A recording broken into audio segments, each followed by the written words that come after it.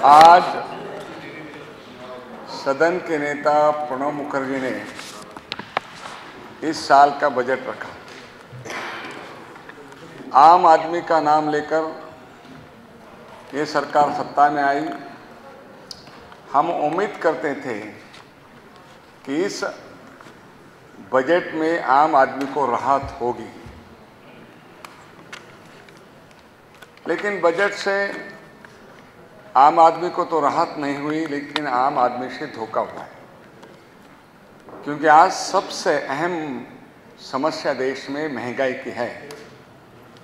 उस महंगाई को कम करने के लिए, उस महंगाई को कम करके आम आदमी को राहत देने के लिए कोई ठोस कदम इस बजट में नहीं है। आश्चर्य की बात है कि फाइनेंस मिनिस्टर कहते हैं कि गए साल से भी 2.5 गुना अनाज हमारे पास है, अन्य कोठारों में है, और उसके लिए गोडाउन कम है और हमने वो गोडाउन के बाहर रखा है। आपको याद है कि सुप्रीम कोर्ट ने भी कहा था कि जो ज़्यादा अनाज है वो गरीबों को मुफ्त बांटो।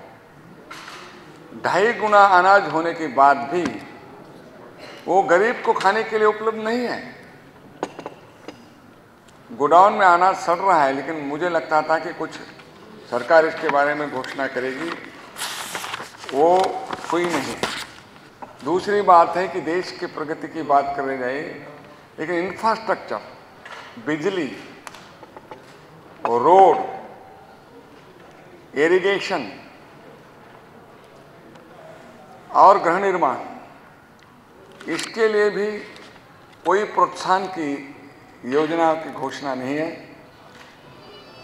हमारे देश को लगभग 1-2 लाख से भी ज़्यादा मेगावाट बिजली की कमी है, लेकिन ये इंफ्रास्ट्रक्चर को बढ़ावा देते तो देश में विकास की दर बढ़ने में भी उसकी सहायता होती, वो भी नहीं। तीसरा, बेरोजगारी। एक तो दुनिया में भी और भारत में भी आर्थिक स्थिति अच्छी नहीं है, और गए 3 साल से मंदी का सामना हम कर रहे हैं। जो रोजगार थे वो लोग रोजगार खो रहे हैं। कंप्यूटर इंजीनियर को भी अपनी नौकरी छोड़नी पड़े। ऐसे समय में पढ़े लिखे बेरोजगारों को रोजगार देने की, एम्प्लॉयमेंट देने की कोई बात इसमें कहीं नहीं है। भ्रष्टाचार, गत साल ये रहा कि ये घोटालों का साल रहा। मुझे नहीं लगता कि आज़ादी के बाद इतने घोटाले किस साल में हुए होंगे। तो भ्रष्टाचार एक मुद्दा है, और भ्रष्टाचार के कारण जेपीसी सरकार तैयार नहीं थी, इसी के कारण पार्लियामेंट चल नहीं पाया।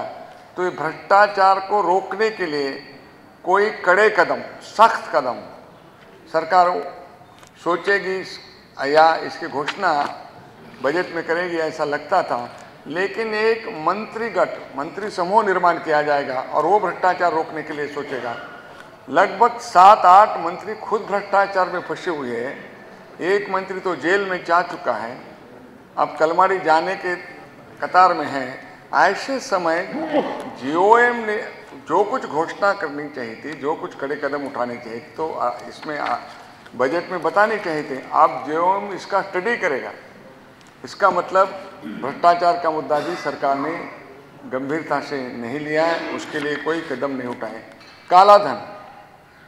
कालाधन के बारे में लगता था कि उन्होंने कहा 5 कलम का हम कार्यक्रम करेंगे। उसमें एक है कि हम अध्ययन करेंगे, दूसरा है कि आदान प्रदान करेंगे जानकारी का, तीसरा है कि हम नज़र रखेंगे, चौथा है कि व्यवस्थापन में सुधार लाएंगे, पांचवा है कि टैक्सेशन में हम सख्ती से उनको देखेंगे। इससे कालाधन वापस आने वाला नहीं। कालाधन का ये मुद्दा है कि विदेश में छुपा हुआ कालाधन कैसे लाएंगे, उसके लिए कानून लाने का या उसके लिए कोई कदम उठाने का उसमें नहीं है।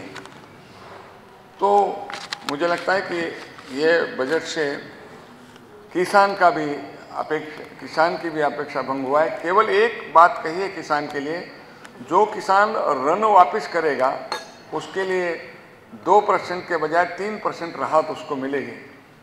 लेकिन किसान जो उपज कर रहा है, जो प्याज के दाम गिर गए, आज शक्कर का, कपास का एक्सपोर्ट पर पाबंदी लगाई, तो किसान की मूल समस्या है कि वो जो उपज निर्माण करता है, उत्पादन करता है, उसको दाम नहीं। इसलिए किसान की आत्महत्या केवल महाराष्ट्र, आंध्र में नहीं, सारे देश में आत्महत्या हो रही है और वो किसान परिस्थितियों से जूझ रहा है।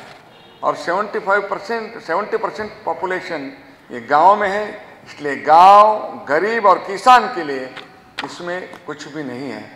इस बजट से उम्मीदें बढ़ने के बजाय, लोगों की आशाकांक्षाएं बढ़ने के बजाय, इस बजट से निश्चित रूप से हर वर्ग में, हर क्षेत्र में निराशा निर्माण होगी। इस प्रकार का ये बजट है।